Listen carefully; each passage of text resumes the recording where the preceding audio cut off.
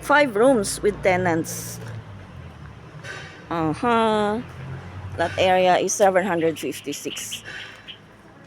Ang ganda nito kasi itong part na to is road na siya. So if ever magpapatayo pa upwards pang negosyo, itong baba pwede nyong gawing car park.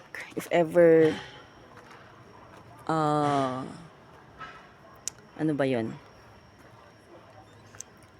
If ever maraming cars ang kailangan, sa baba car park lahat. Maganda yung marami kang car park. Pwede itong event place, restaurant, convenience store.